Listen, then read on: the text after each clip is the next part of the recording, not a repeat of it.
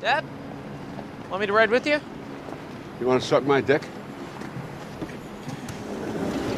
Okay, first, spoilers. Second, what follows is my personal take on the first episode of Season 3 of HBO's Succession. When we last saw the Roy family, at the end of Season 2, Kendall Roy had gained a clear strategic advantage over Logan. Rather than throw away his own reputation and probably go to prison to save his father, Kendall reversed field and used the press conference set up for the purpose of his admission of responsibility for the cruise division scandal to expose the fact that Logan was fully aware of all the scandals, payouts, and sexual abuse. The truth is that my father is a malignant presence, a bully and a liar, and he was fully personally aware of these events for many years and made efforts to hide and cover up.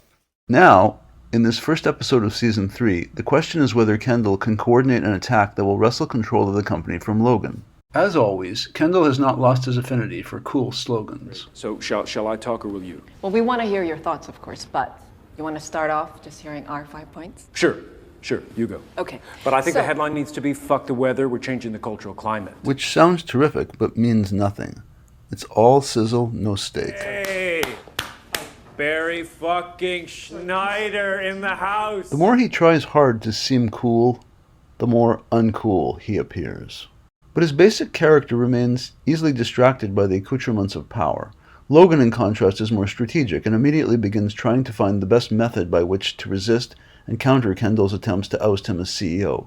Say what you want about Logan, but he's focused. And in terms of cooperation... It's war! Fuck off! It's war. Fuck off. Good? Good. Good? It's good. Yeah.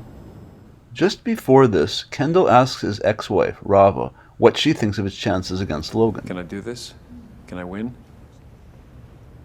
I don't know, Ken. No. Right. The fact that Rava will not answer or give him the boilerplate response he's looking for, of course you'll win, is in fact itself an answer, and Kendall has to realize this. The thought occurs that Logan's approach is far more pertinent and does not reflect anywhere near as much insecurity as Kendall's. Why does it matter what Rava thinks? Why does Kendall care whether or not she watched the press conference on television? Kendall is already too concerned with details like whether Greg is sending out tweets from his own account or another. In this episode, Kendall is more about posing and taking what he calls the socio-political temperature of the country than about creating coherence.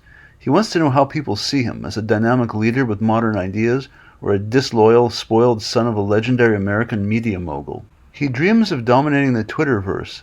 It's unclear how this helps his case for control of Waystar Royco. Kendall habitually takes his eye off the ball at key moments. This time is no different. He started the revolution, yes, but he lacks any sort of coherent strategy. He isn't even really sure who's with him and who's against him. He doesn't seem to know what side Carolina is on, for example, and he forces a choice on her in the opening moments of the episode that might not have been a wise decision. No one seems to buy Kendall as CEO, except perhaps cousin Greg.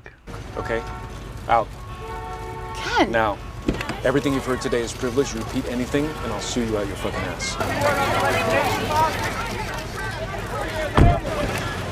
He threw his lot in with Kendall way back in Season 1, in a sense, when he informed Kendall that he had retained some of the data on the cruise division that he was supposed to have destroyed.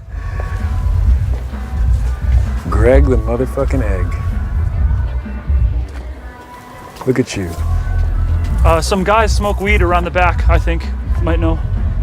You little Machiavellian fuck. I see you, Greg. I like it. In any event, Greg was clearly in from the beginning and so remains in the SUV with Kendall. And Jess, of course. In an attempt to tamp down the effect of Kendall's end run, Logan decides to step away from the company temporarily and run it from behind the scenes, with a largely ceremonial CEO in charge of things. This tactic may be too little too late.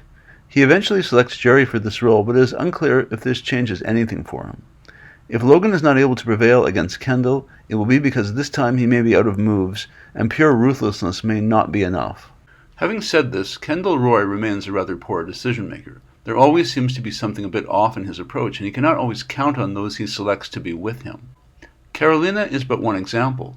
Kendall puts in calls to Frank Vernon, Jerry Kilman, and Shiv, but it's unclear if any of them would ever want to cooperate with him, though one's never too sure about Frank, which Logan learned the hard way. If you want someone short-term Frank who knows the place inside out. You're not trusted. You're mashed potatoes. Okay, I get it. Kendall makes a number of questionable choices in this episode. Number 1, putting NAOMI and RAVA in the same room. In all of New York, Kendall decides that the best place to show up is at his ex-wife's apartment to take phone calls and meetings, which of course ends up as a disaster. Number 2, not allowing the PR people to ever really make their pitch. He's too busy pitching them. Well, I may as well say on a dumb level, I'd like my Twitter to be off the hook. This could all get super earnest, so I was thinking of hitting up some BoJack guys. You know, some of the Lampoon kids, just to smash that shit, make my feet a little powder keg people need to check in with. Like cool tweets to position you? Yeah, that would be the straight-leg Chino way of putting it. Number 3, he won't talk to Logan and instead tells Jess to put down everything that Logan has said in the memo and then send it to herself.